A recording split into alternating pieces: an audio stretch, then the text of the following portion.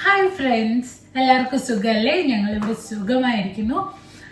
ഇന്ന് എന്നെ കിച്ചണിൽ കണ്ടപ്പോൾ തന്നെ നിങ്ങൾ വിചാരിച്ചിട്ടുണ്ടാവും ഞാനൊരു കുക്കിംഗ് വീഡിയോ ആയിരിക്കും വന്നേക്കുന്നതെന്ന്. അതേ കുക്കിംഗ് വീഡിയോ തന്നെയാണ്. നമ്മൾ ക്രിസ്മസ് ഒക്കെ വരുമല്ലേ, this is the best time to start the Christmas recipes അല്ലേ. ഞങ്ങൾ പൊതുവായിട്ട് ക്രിസ്മസിന് ഉണ്ടാക്കാറുള്ള നോൺ വെജ് ഐറ്റംസ് എന്തൊക്കെയാണെന്ന് നിങ്ങളെ പരിചയപ്പെടുത്താൻ ഓൾറെഡി എല്ലാവർക്കും അറിയായിരിക്കും. അപ്പോൾ നിങ്ങൾക്കും കൂടെ ഷെയർ ചെയ്യാം, അതായിരിക്കും കറക്റ്റ് ടേം. ഷെയർ ചെയ്യാമെന്ന് വിചാരിച്ചു. അപ്പം അതിൽ ആദ്യത്തെ എൻ്റെ ക്രിസ്മസ് സീരീസിലെ ആദ്യത്തെ ഫുഡ് ഐറ്റമാണ് നമ്മുടെ പോർക്ക് എന്ന് പറയുന്നത്. കാര്യം വേറൊന്നുമല്ല, ഇന്ന് മോർസണിൽ പോയപ്പോൾ കുറച്ച് പോർക്ക് കിട്ടി ഞങ്ങൾക്ക്. അപ്പം ഞാൻ വിചാരിച്ചു അത് പോർക്ക് ഫ്രൈ ചെയ്യാമെന്ന്. സോ അതും വീഡിയോയിൽ ഷെയർ ചെയ്യാമെന്ന് വിചാരിച്ചു. സോ ഇൻഗ്രീഡിയൻസ് ലിസ്റ്റ് ഞാൻ ഇപ്പോൾ ജസ്റ്റ് ഒന്ന് പറഞ്ഞുതരാം ഞാൻ എന്തൊക്കെയാണ് എടുക്കുന്നതെന്ന്. പിന്നെ കുക്ക് ചെയ്യുമ്പോൾ വിശദമായിട്ട് അതിൻ്റെ അളവൊക്കെ പറയാം. ആദ്യം തന്നെ ഞങ്ങളൊരു 450 ഗ്രാം പോർക്കാണ് എടുത്തിരിക്കുന്നത്. ഞാനൊരു 1.5 മീഡിയം സൈസ് സവാള ഒണിയൻ ഇങ്ങനെ സ്ലൈസ് ചെയ്ത് അരിഞ്ഞ് വെച്ചിട്ടുണ്ട്.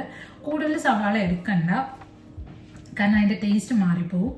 പിന്നെ നമ്മുടെ ഫേവറേറ്റ് തേങ്ങാക്കൊത്ത് അതെടുത്ത് വെച്ചിട്ടുണ്ട് കുറച്ച്. പിന്നെ ജിഞ്ചർ ഗാർലിക്ക് ഞാൻ ഇതിൽ ചതച്ചാണ് എടുത്തേക്കുന്നത്, പേസ്റ്റ് അല്ല എടുത്തേക്കുന്നത്.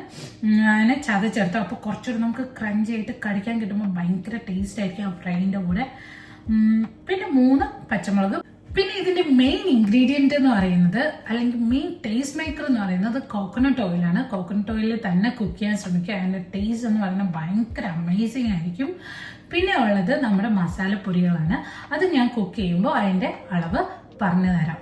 ഓക്കെ, അപ്പോൾ നമുക്ക് let's go to the video. അപ്പോൾ നമുക്ക് കുക്കിംഗ് സ്റ്റാർട്ട് ചെയ്യാം. ഞാൻ അതിനു വേണ്ടി ഒരു ബൗളെടുത്ത് വെച്ചിട്ടുണ്ട്. അതിനകത്ത് നമ്മുടെ ഈ പോർക്ക് അതിനകത്ത് ഇട്ട് കൊടുത്തിട്ട് കട്ട് ചെയ്ത് വെച്ചിരിക്കുന്ന സവാളയുടെ ഒരു ഹാഫ് പോർഷൻ അല്ല, ഒരു 1/3 പോർഷൻ നമ്മൾ ഇതിനകത്തോട്ട് ഇട്ട് കൊടുക്കുക. പിന്നെ പച്ചമുളക് ഇട്ട് കൊടുക്കാം, ഒരു ഹാഫ് എമൗണ്ട് ഓഫ് അതിൻ്റെ പച്ചമുളകിൻ്റെ പകുതി. പിന്നെ ജിഞ്ചർ ഗാർലിക് ക്രഷ് ചെയ്ത് വെച്ച് ജിഞ്ചർ ഗാർലിക്കിൻ്റെ പകുതി അളവ് ഇത്ര ഇട്ട് കൊടുക്കുക. ഇട്ട് കൊടുത്തിട്ട് നമ്മൾ ഇനി ചെയ്യേണ്ടത് നമ്മുടെ മസാലപ്പൊടികൾ. എൻ്റെ മസാല ബൂസ് ഞാൻ ഇട്ടു. ഇച്ചിരി മഞ്ഞൾപ്പൊടി, ഒരു ടീസ്പൂൺ കുരുമുളക് പൊടി, ഇത്രയും ഇട്ട് കുറച്ച് ഉപ്പ് നിങ്ങളുടെ അളവിന് എടുക്കുക.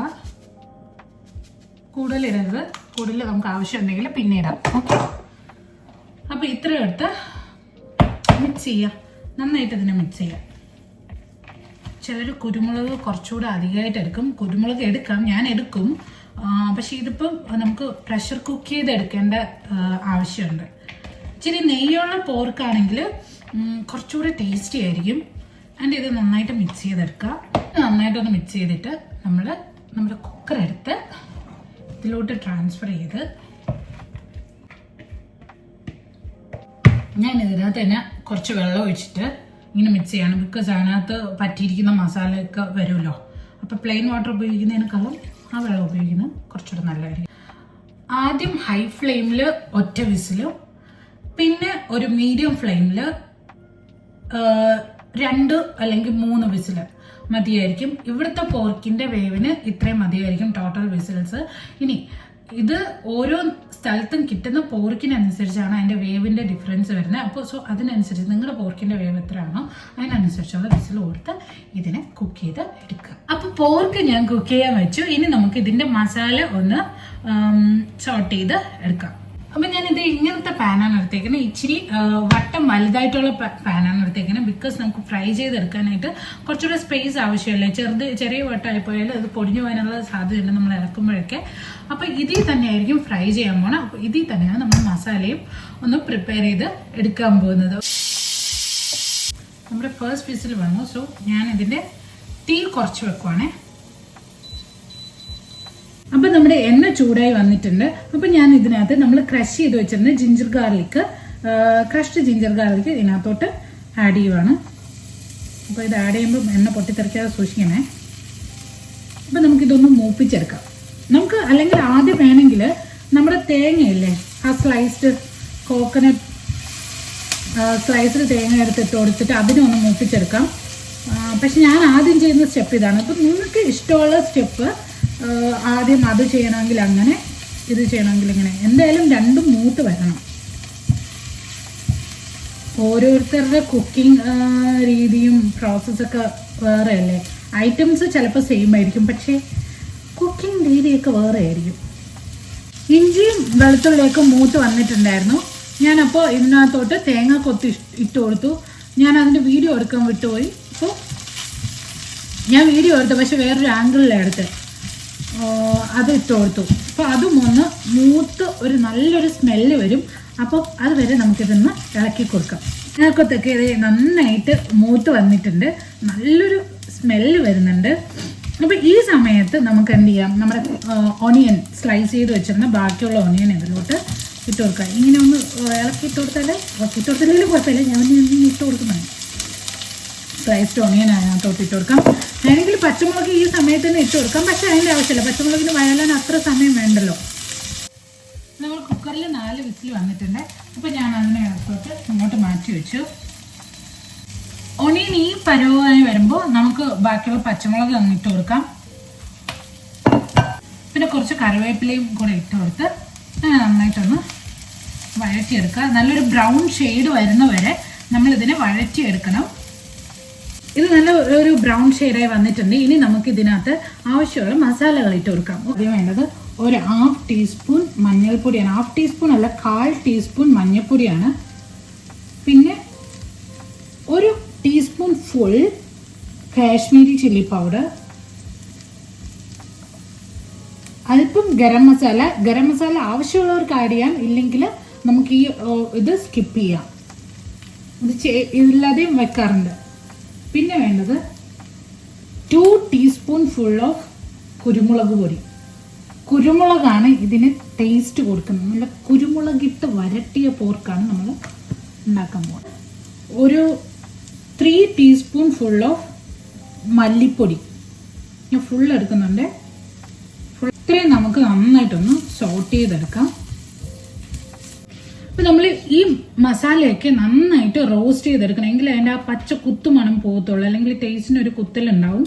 അപ്പോൾ ഇതെങ്ങനെയാണ് തിരിച്ചറിയുന്നതെന്ന് വെച്ചാൽ എണ്ണ തെളിഞ്ഞു വരുന്ന സമയത്താണ് ഇത് കറക്റ്റ് കുക്കായിന്ന് നമുക്ക് മനസ്സിലാവുന്നത്. നമ്മുടെ മസാല ഇപ്പോൾ ഏകദേശം ആയിട്ടുണ്ട്, നല്ലൊരു മണം വരുന്നുണ്ട്.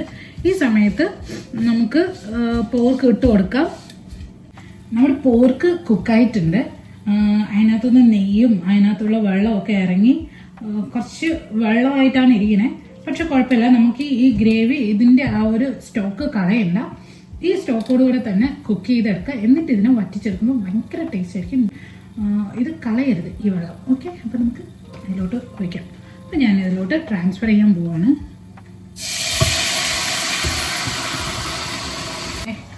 ഇത്രയും വെള്ളമായിട്ടാണ് കിട്ടിയത്. ഇനി നമുക്ക് ചെയ്യേണ്ടത് ഇത് ഹൈ ഫ്ലെയിമിലിട്ടിട്ട് ഈ പോർക്ക് ഇത്രയും ഹൈ ഫ്ലെയിമിലിട്ട് നമുക്കിതിനെ ഈ ഗ്രേവി വറ്റിച്ച് നന്നായിട്ട് എടുക്കണം. ഇപ്പോൾ പോർക്കിൻ്റെയൊക്കെ കളർ വേറെ ആയിട്ടല്ലേ കിടക്കുന്നത്. ഈ പോർക്കിൻ്റെ കളറും ഇതെല്ലാം കൂടെ ഒരു ഡാർക്ക് ബ്രൗൺ കളറിൽ വരുന്ന വരെ നമുക്കിതിനെ വേവിച്ച് ഇങ്ങനെ ഇളക്കി, ഒത്തിരി ഇളക്കി പൊടിക്കരുത്, അങ്ങനെ എടുക്കാം.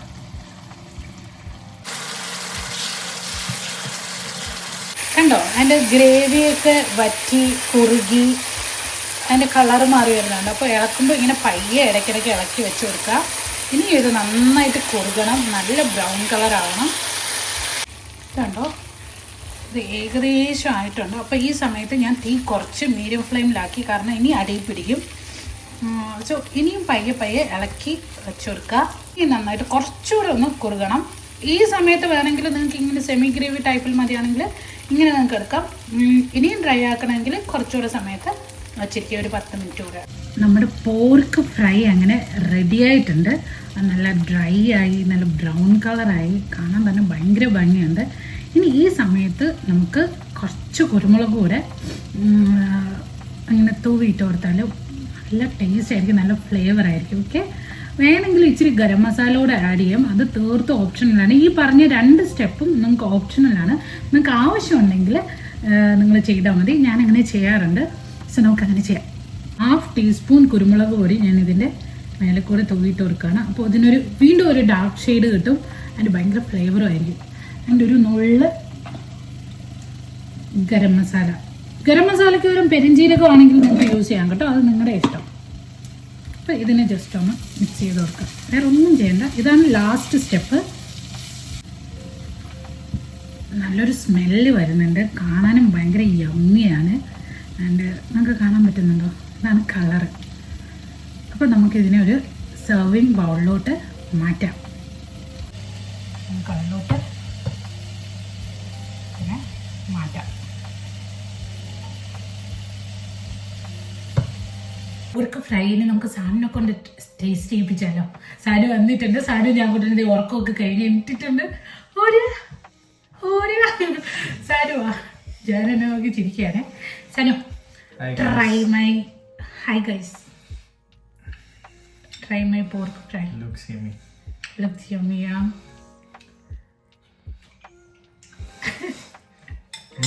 എങ്ങനെയുണ്ട്? സത്യം പറ. You must try this, guys. ഇത് എൻ്റെ സ്റ്റൈൽ ഓഫ് പോർക്ക് ഫ്രൈ ആണ്. പല രീതിയിൽ ഉണ്ടാക്കുന്നവരുണ്ട്. ഇത് ഇഷ്ടമായെങ്കിൽ തീർച്ചയായിട്ടും ഇത് ട്രൈ ചെയ്യുക.